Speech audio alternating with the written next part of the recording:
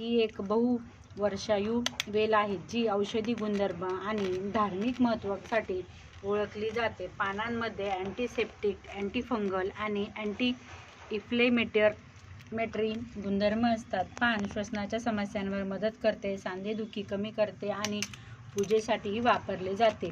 तर ओम साईराम, तुमचे माझ्या व्हिडिओमध्ये स्वागत आहे. व्हिडिओ कुठे न स्किप करता पूर्ण बघा आणि आवडल्यास लाईक आणि शेअर करा. तर कुंडीमध्ये पानाची वेल कशी लावावी आणि त्यासाठी कोणती काळजी घ्यावी हे आज आपण बघणार आहोत. योग्य हवामान आणि वेळ वसंत ऋतू आणि पावसाळा पानाच्या वाढीसाठी सर्वात योग्य असतो, कारण या काळात आर्द्रता आणि उष्णतेचा समतोल वेलीच्या वाढीस मदत करतो. कुंडीची निवड करताना 12 ते 15 इंच खोल व रुंद कुंडी निवडा. कुंडीत पाण्याचा निचरा होण्यासाठी खाली 4 ते 5 छिद्र आवश्यक आहेत.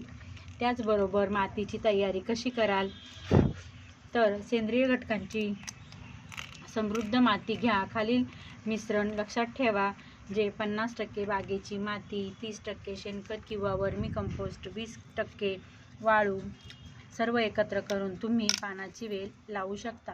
पानाची वेल लावण्याची पद्धत: वेल काडी 4-5 गाठी असलेली किंवा तयार रोप वापरू शकता. काडी 2-3 इंच खोल मातीमध्ये लावा. सुरुवातीला सावलीत ठेवा. दररोज हलके पाणी द्या. पानाच्या वेलीची काळजी कशी घ्याल, तर रोप सावलीत किंवा अप्रत्यक्ष सूर्यप्रकाशात ठेवा. थेट उन्हापासून संरक्षण करा. माती ओलसर ठेवा. त्याचबरोबर जास्त पाणी पण देऊ नका. वेलीला आधार देण्यासाठी तुम्ही काठीचा किंवा जाळीचाही वापर करू शकता. मी काठीचा वापर केलेला आहे.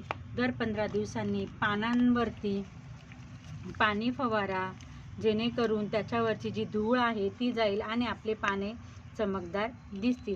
दर 30 ते 35 दिवसांनी 2 मूठ शेणखत किंवा वर्मी कंपोस्ट द्या.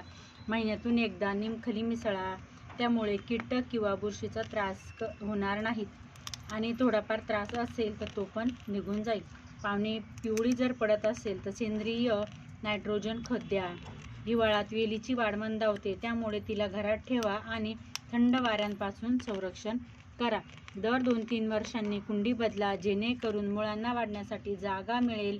वेळोवेळी छाटणी करा, त्यामुळे वेल दाट आणि निरोगी होईल.